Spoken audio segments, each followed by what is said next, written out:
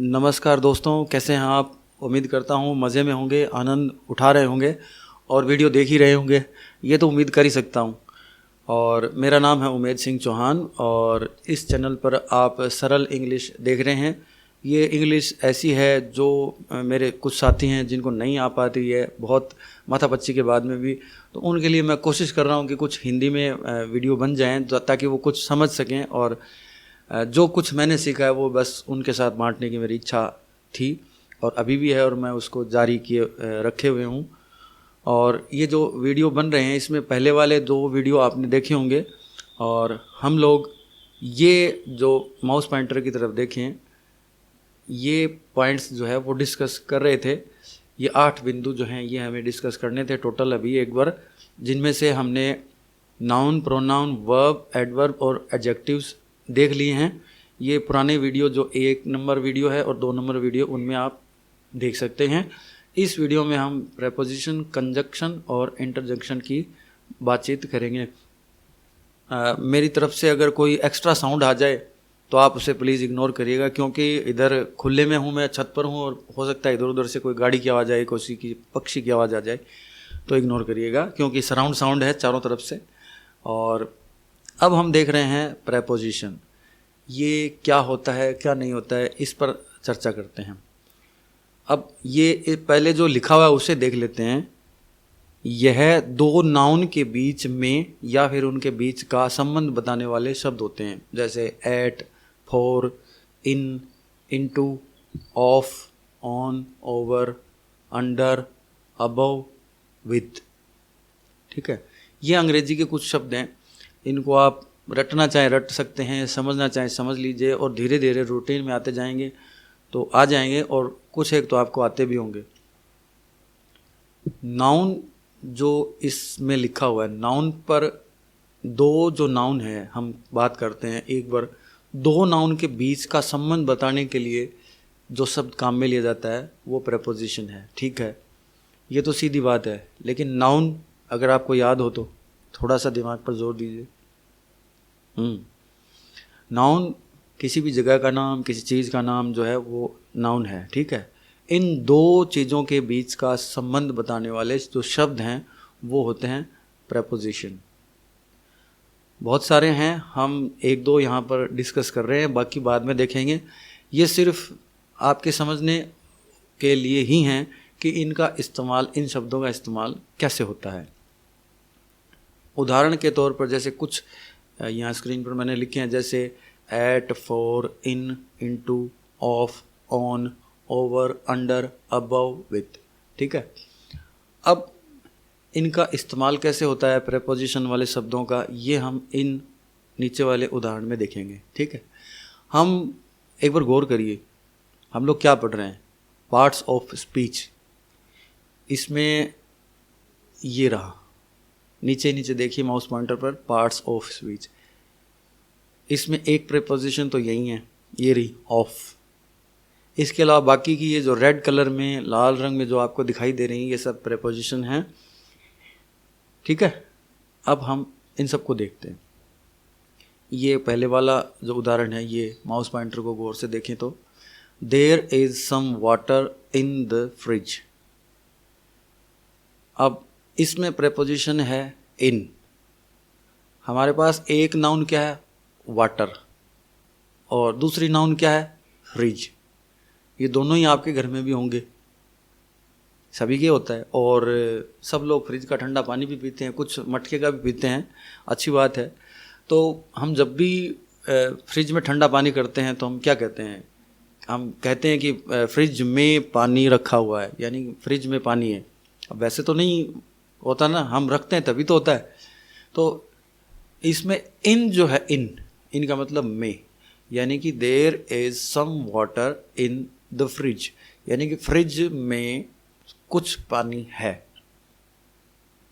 तो यहाँ पर ये इन प्रेपोजिशन का इस्तेमाल हुआ है। प्रेपोजिशन क्या है, इन। ठीक है, और नाउन, पहले वाली नाउन कौन सी है, वाटर। दूसरे वाली नाउन कौन सी है, फ्रिज। ये पहले वाली नाउन इस दूसरे वाली नाउन के भीतर रखी हुई है, ये हम ही ने रखी होगी तभी है, ठीक है। तो ये एक संबंध बता रहा है ना, पानी का और फ्रिज का संबंध, हमें एक आइडिया होता है कि वाटर जो है वो फ्रिज में रखा हुआ है, ठीक है। इसी तरीके से एक नीचे वाला दूसरा एग्जाम्पल देखते हैं। The car was entering in to garage. इसमें प्रपोजिशन है इनटू। पहले वाली जो नाउन है वो क्या है, कार, ठीक है, कार। और दूसरी नाउन क्या है, गैरेज। और प्रपोजिशन है इनटू, यानी कि एक कार जो है वो गैरेज में प्रवेश कर रही थी, जा रही थी, ठीक है। जैसे कार होती है जिन लोगों के पास, वो अपने किसी न किसी गैरेज में उसे घुसाते हैं, तो वो घुस रही थी, ठीक है। तो कार है और दूसरा नाउन क्या है, गैरेज। तो कार जब बाहर से गैरेज में जाती है तब हम इनटू, ये जो प्रपोजिशन है इसका इस्तेमाल करते हैं, इनटू। इन और इनटू, इन दोनों में फ़र्क है। इन का मतलब कोई एक चीज़ पहले से दूसरी वाली चीज़ में है, और इनटू का मतलब ये होता है, इनटू का इस्तेमाल तब करते हैं जबकि एक चीज़ गतिमान होते हुए दूसरी चीज़ में जा रही हो, दूसरी नाउन में जा रही हो। तो कार जो है वो पहले बाहर थी, ठीक है, और वो चलते चलते चलते चलते गैरेज में जा रही है, इसलिए इनटू प्रपोजिशन को हमने यहाँ पर इस्तेमाल किया है। तो the car was entering into garage. इसी तरीके से ये तीसरा जो देखते हैं इसमें, the money was under the table, यानी पैसा टेबल के नीचे था। मुस्कुराने की ज़रूरत नहीं है वैसे भी। और इसमें जो नाउन देखें हम तो क्या है, मनी। एक नाउन क्या है, मनी, और दूसरी नाउन क्या है, टेबल। और ये है प्रपोजिशन अंडर, ठीक है। तो पैसा जो है वो टेबल के नीचे है, यानी कि इन दोनों के संबंध बताए जा रहे हैं कि पैसा जो है वो टेबल के नीचे है। तो टेबल कहाँ है, टेबल पैसे के ऊपर है, तो हम कहेंगे the table was above the money. इसी तरीके से अब नीचे वाला जो एग्जाम्पल देखते हैं, ये ही लॉस्ट हिज की एट द बीच। बीच का मतलब वो समुद्र का जो किनारा होता है, जो तट होता है, वो बीच, ठीक है। तो इसमें जो प्रेपोजिशन है वो है एट। तो पहली एक नाउन इसमें क्या है, बीच, और एक नाउन इसमें क्या है, की, यानी कि चाबी। वह अपनी चाबी बीच पर खो देता है, उसने अपनी चाबी खो दी, ठीक है, लॉस्ट चल रहा है, यानी कि पास्ट की बात हो रही है। उसने अपनी चाबी है, कोई व्यक्ति है जो बीच पर गया और उसने अपनी चाबी वहाँ पर खो दी। तो यहाँ पर खोना एक क्रिया है, ठीक है। एक नाउन क्या है, की, और दूसरी नाउन क्या है, बीच। तो की जो है वो बीच पर खो रही है, खोने की क्रिया हो रही है, और चीज़ क्या है, की। तो दो नाउन आप देख रहे हैं, एक तो की और एक बीच। इन दोनों के बीच का संबंध क्या है, एट, यानी कि एक लड़का है कोई और उसने अपनी चाबी जो है बीच पर खो दी है। तो ये एक प्रेपोजिशन है जो कि की और बीच के बीच में जो रिलेशन है उसे बताते हैं। इसी तरीके से ये जो आगे वाला एग्जाम्पल है ये देखते हैं, the sun is above the clouds. Cloud का मतलब बादल, ठीक है। तो अबव का मतलब ऊपर, तो सूरज जो है वो बादलों से ऊपर ही है, तो हम अबव का मतलब ऊपर। तो इसमें एक नाउन क्या है, सन, और दूसरी नाउन क्या है, क्लाउड्स। तो इन दोनों का संबंध क्या है कि सन जो है वो बादलों से ऊपर है, अबव। ये एक और प्रेपोजिशन थी। इसी तरीके से हम पढ़ रहे हैं पार्ट्स ऑफ स्पीच। ऑफ का मतलब होता है किसी बहुत बड़ी चीज़ का एक छोटा हिस्सा होना, जैसे कि कप ऑफ टी। आपके घर में, हमारे घर में जब चाय बनती है तो केतली भर के बन जाती है।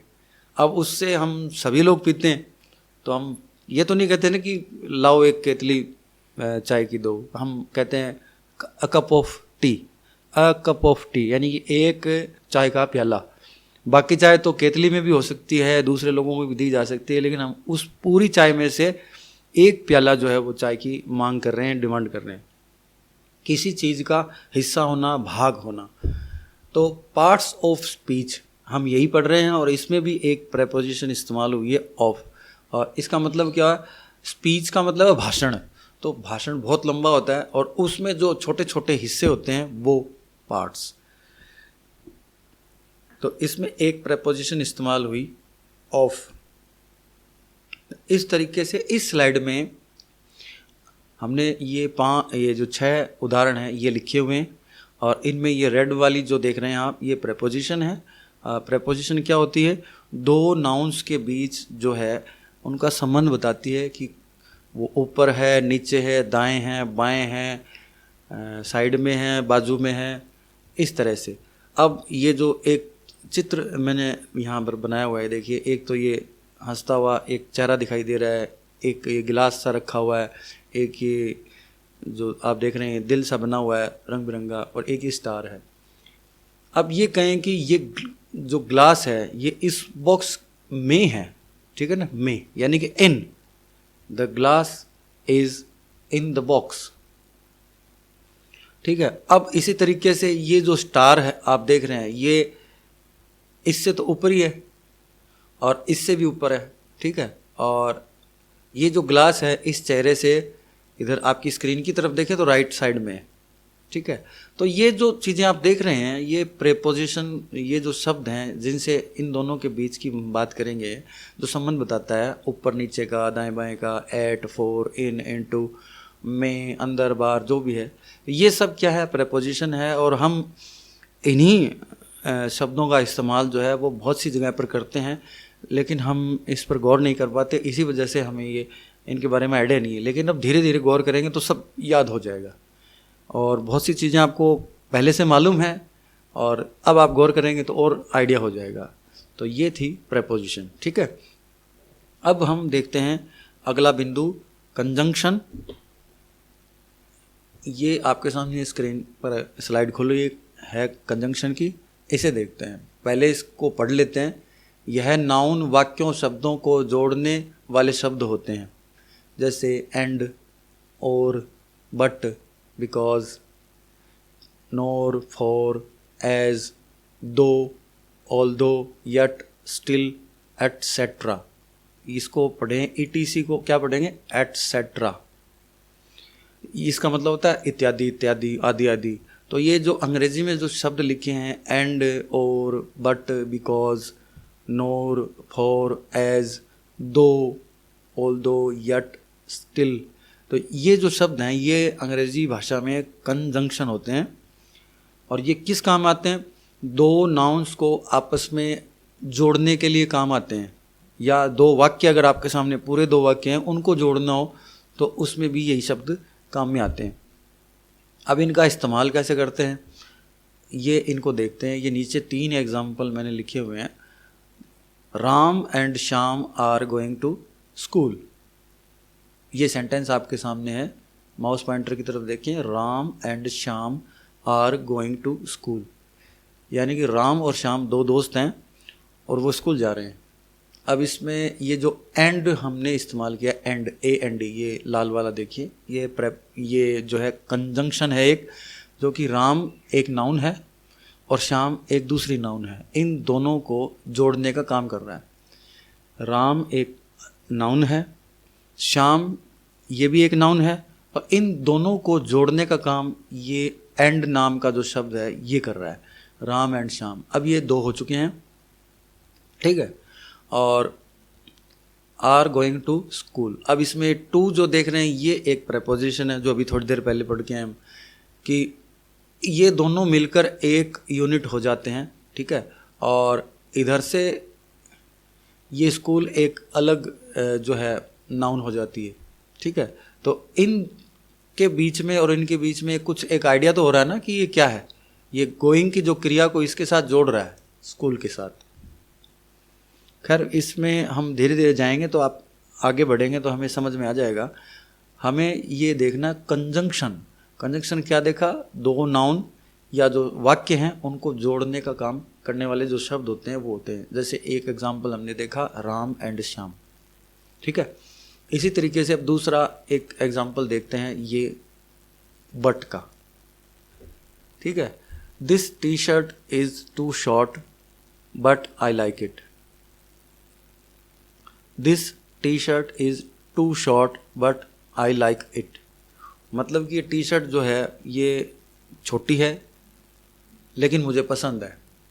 कई बार होता है ऐसा कि हमें जब चीज़ पसंद होती है तो हम उसे रख लेते हैं, और वैसे ही अब टी शर्ट है, कपड़े हैं, जूते हैं, ये हमें उनकी आकृति, डिज़ाइन वगैरह पसंद होती है, वो एक अलग बात है। लेकिन यहाँ पर ये बट का इस्तेमाल जो हमने किया है, ये दो वाक्य हैं, आई लाइक इट और दूसरी तरफ का एक ही वाक्य, ये दो वाक्य हैं, ठीक है।